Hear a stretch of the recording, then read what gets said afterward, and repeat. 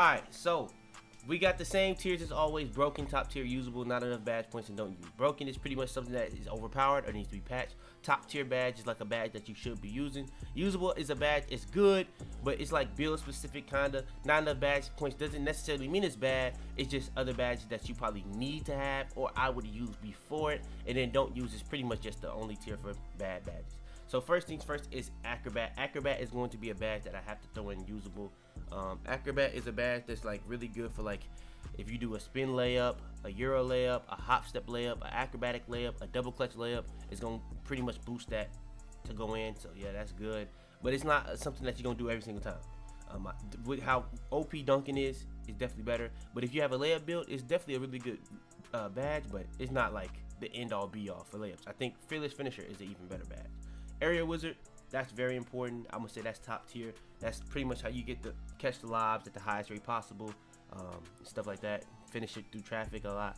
Bat down Punisher for bigs.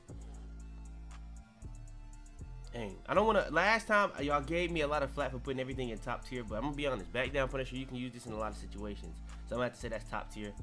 Bully, I'm gonna say Bully is not enough badge points because if you're on next gen, it's gonna be a tier 3 badge every single time. Now on current gen it's a little different. You may have a little bit more usefulness out of it, but even then you have to have strict. So yeah, Bully is either not enough badge points or usable.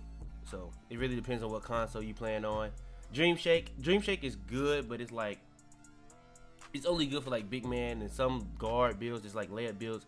Pretty much if you pump fake around the rim, you can pretty much get ankles with that type of stuff. Like you can make people jump, foul you, all different type of stuff. So Dream Shake is actually a pretty decent badge. It's just other badges I would use before it.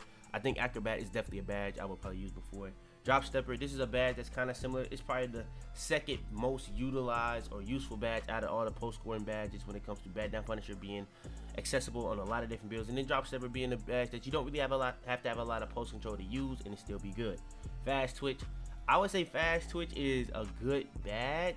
It's really only really important on those super tall builds because you're gonna be dunking so slow and laying up so slow that you probably gonna need like a fast twitch. So I would say that's usable. Fearless Finisher is definitely either broken or top tier, but I'm gonna say it's top tier. Apparently it's like Agent 3's where it also helps you on dunks, but I know for a fact that it's pretty much like contact finisher for layups, but also relentless finisher for layups. But apparently the relentless finisher also helps on dunks. So Fearless Finisher is definitely a top tier badge for sure.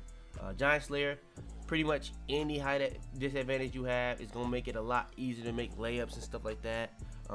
It's gonna be a lot harder to get blocked. Giant Slayer is a really good badge in a lot of different ways. So I'm gonna have to say Giant Slayer is a build specific. So I'm gonna have to say usable. Masher, another build specific. It's pretty much the opposite of Giant Slayer, except it doesn't do the things for like reducing the block ability. So you can use Giant Slayer even if you're not like a short build. But Masher literally only has like it's worth if you're like a tall guard. If you're a big man, like a really tall big man, like 7'3". Post spin, this is usable like if you're a big man, but to be real, you have to have post control, so it's not gonna be as viable as the Bat Down Punishers, as the Drop Steppers. Posterizer is the badge that's gonna help you finish through traffic. I'm gonna have to throw that in broken because we know how overpowered like dunking is in this game.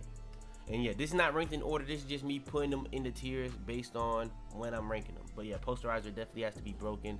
When I think of the fact that dunking through traffic, the fact that you gonna get more contact dunks when you have it on, all that type of stuff. It'll make you make more dunks. You'll miss less and stuff like that. So yeah, Posterizer has to go in broken or overpowered.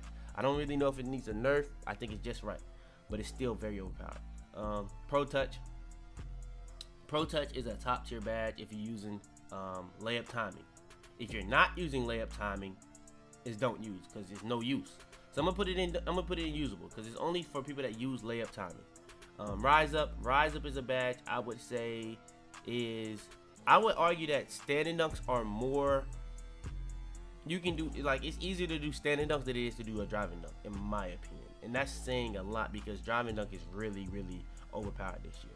So, and I do think they did kind of nerf like badges like Posterizer and Limitless Takeoff like midway through season 6 because they've done like some minor little in-game tweaks here and there for each season, but it's not nothing too crazy. but Rise Up is still very, very overpowered. So I'm gonna have to say Rise Up is top tier. I don't know if I can go as far as broken, but Rise Up is pretty much you're gonna get more standing dunks, but also you're gonna get more context standing dunks. So if you wanna get context for driving dunks, that's Posterizer. If you wanna get context for standing dunks, that's Rise Up. But also Rise Up, it exponentially makes you do more standing dunks. Slithery finisher. This is pretty much like fancy footwork with unstrippable from last year combined into one badge, with also having slithery finisher from older 2K. So you're gonna have the slithery finisher that gets you the best animation possible for every single situation. When you come to driving, you can pair that along with certain layer packages to get even better animations. Then you're gonna have like the unstrippable. So like when you go into the rim and you do like a spin layup and you may lose the ball, that's because you're not using slithery. It's gonna make that a lot harder to lose the ball in those type of situations. And it's gonna be fancy footwork where you can like rock people, you can take people's ankles, and it's gonna give you better animations on like hop steps and spin layups. So yeah, slithery finisher has to be a top tier badge. And then Limitless Takeoff. Limitless Takeoff definitely is a broken, overpowered, probably still needs to be patched badge. And then that's gonna be pretty much my finishing badge tier list, and that's gonna be my broken, top tier, usable, and not enough badge points. I'm gonna try to do a little bit better across the board on the top tiers because I did go a little crazy on the top tiers last season.